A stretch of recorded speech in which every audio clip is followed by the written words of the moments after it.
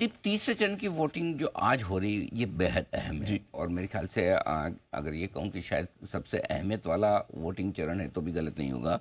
उसके दो तीन कारण है। पहली चीज़ तो है कि आज की वोटिंग के साथ साथ 283 सीटों की वोटिंग पूरी हो जाएगी और 283 सीटों की वोटिंग पूरा होने का मतलब कि आधा इलेक्शन आपने पार कर लिया। बिल्कुल। 7 में से 3 चरण आपके पूरे होंगे, 4 बचे रहेंगे, लेकिन सीटों के लिहाज से देखेंगे तो आप 50% पार हो चुके हैं। राइट। सो उस लिहाज से आपको काफ़ी कुछ एक्शन ये देखने को मिलता है।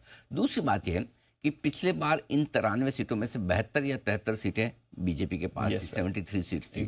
यानी कि ये जो स्ट्रॉन्ग होल्ड बीजेपी का है उन पर वोटिंग हो रही है।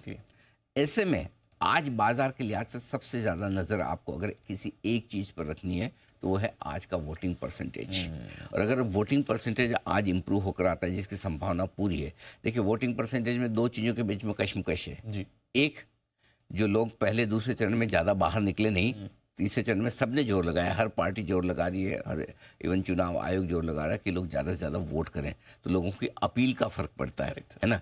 और लोगों को भी लगता है कि यार, मन में तो आता है ना, अगर वोट करने नहीं गए तो क्या यार गलत तो कर रहे हैं, जाना तो चाहिए था। और सब लोग यही सोचे कि हम नहीं जा रहे, बाकी सब चले जाएंगे तो क्या फ़र्क पड़ता। तो वो फीलिंग थोड़ी सी बदल रही है मतदाताओं में, उन्हें लग रहा है कि नहीं, जाना चाहिए। सो उस लिहाज से वोटिंग परसेंटेज बढ़ना चाहिए। लेकिन वोटिंग का चरण बढ़ते बढ़ते साथ साथ गर्मी भी बढ़ रही है।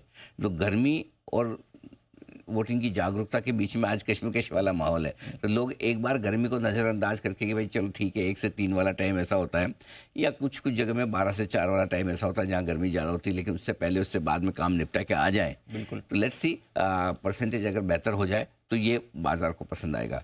जहाँ तक पिछले 2 चरणों का सवाल है, शुरुआत में ऐसा लगा था कि वोटिंग परसेंटेज काफ़ी घट कर आया है, लेकिन इवेंचुअली जो फाइनल वोटिंग परसेंटेज आए वो 3% के आसपास ही घटे हैं 2019 और 2014 में।